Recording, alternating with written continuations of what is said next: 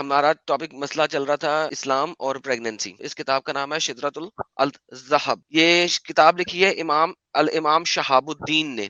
ٹھیک ہے جی, بہت بڑے اسکالر ہیں. ٹھیک ہے, اس کے پیج نمبر 551 پہ جاتے ہیں. یہ کتاب کا والیوم نمبر 7 ہے. ایک بہت بڑے شخص ہوا گزرے ہیں, انہوں نے ایک دن سواک پکڑی. انہوں نے مسواک پکڑی اور اپنے دبر میں پیچھے والی جو سوراخ ہے اس کے اندر ڈال دی. مسواک پکڑی اور اپنے پیچھے والے سوراخ میں ڈال دی جہاں پہ سورج نہیں نکلتا, اور ان کو کافی تکلیف ہوئی.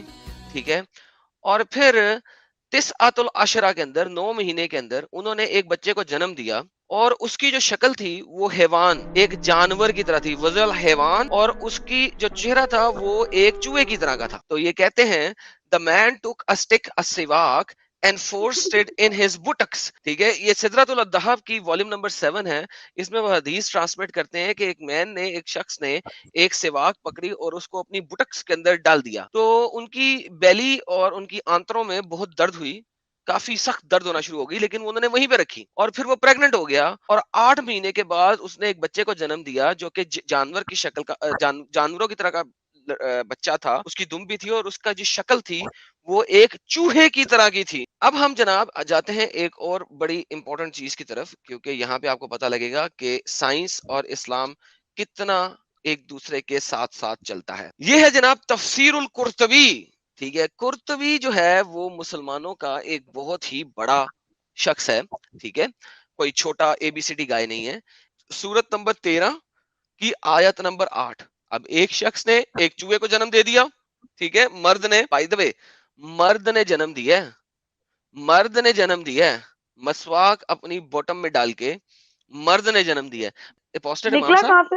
وہیں سے نکلا ہوگا نا سسٹر. اب یہ اس قرطبی کو ٹرانسلیٹ بھی نہیں جس کرتے کا یار, ایک اگر منٹ دیکھا جائے. اور وہ بھی آپ نے جو دکھایا آئٹم, وہ بھی فقہ حنبلی کے بہت بڑے اسکالر تھے جو حدیثیں انہوں نے جمع کری. امام احمد بن حنبل کی تقلید کرتے تھے وہ. جی وہ جینگو بندے ہیں سر. میں کوئی سر ہلکی چیز میں دکھاتا ہی نہیں ہوں. ہلکی چیز پہ لوگ جو ہے نا وہ پھر لڑائی کرتے ہیں کہ یار ہم اس اور کو نہیں مانتے, ہم یہ اس کو نہیں قرطبی کو بھی مانتے. ٹرانسلیٹ نہیں کرتے مسلمز. آپ کو بہت قرآن کی کامنٹریز کے ٹرانسلیشن ملیں گے, اس کا کرنے سے ڈرتے ہیں مولوی. یہ قرآن کی سورت نمبر 13 کی آیت نمبر 8 ہے, اور اس میں کہتا ہے اللہ جانتا ہے جو پیٹ میں رکھتی ہے ہر مادہ, اور جو سکڑتا ہے رحم, اور جو بڑھتا ہے, اور ہر چیز کے اس کے نزدیک ایک اندازے سے ہے. آیت نمبر 8 ارحام وما ترادا کی تعویل میں علماء کا اختلاف ہے, اور حضرت قتادہ نے فرمایا ہے یعنی یہ کہ جو 9 ماہ سے پہلے بچہ گرا دیتی ہے اور جو 9 ماہ سے زیادہ عرصے میں جنتی ہے.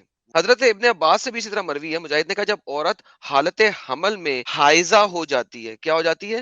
حالت حمل میں حائزہ ہو جاتی ہے, تو یہ اس کے بچے کے لیے نقصان کا باعث ہوتا ہے. سر اگر حمل ٹھہر گیا ہے تو کیا تو عورت کیسے بلیڈ ہو کر سکتا ہے سکتی ہے؟ حیض؟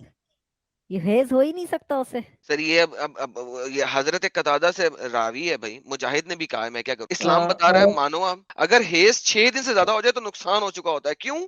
کیونکہ بچے کی غذا ہے وہ خون. آگے سنیں, مجاہد سے روایت ہے الغیث سے مراد خون ہے, خون سے ہے جو رحم کم کر دیتی ہے, اور زیادتی سے مراد وہ جو ان سے زیادہ ہو جائے. ایک قول کے مطابق کمی اور زیادتی دونوں بچوں کی طرف رائج ہوتی ہے, کیونکہ بچہ اس کمی یا زیادتی کی وجہ سے اس کی نشوونما میں خلل پیدا ہوتا ہے, کیونکہ وہ بچہ اس خون کو کھاتا ہے. لا حول ولا قوت. جس طرح مثلا ایک انگلی یا کسی عضو کا کم ہو جانا, یا انگلی یا اس کے عضو کا زیادہ ہو جانا. ایک اور قول یہ بھی ہے الغیث سے مراد حیض کے خون کا ختم ہو جانا, اور وہ ماں اور وما ترازو سے مراد واضح حمل کے بعد کا نفاس کا خون ہے. اس آیت میں اس بات پر دلیل ہے کہ حاملہ کو حیض آ سکتا ہے. تو امام مالک اور امام شافی دونوں کہتے ہیں کہ پریگننسی کے باوجود خون آ سکتا ہے. اسی وجہ سے اگر آپ دیکھو تو طلاق ہونے کے بعد مسلمان عورتوں کو 3 حیض کے ایام تک ویٹ کرنا ہوتا ہے. 3 مہینے کا ویٹ کیوں ہے؟ کیونکہ پہلی دفعہ میں اگر خون آ گیا تو یہ ثابت نہیں ہوگا کہ وہ حمل سے ہے کہ نہیں ہے.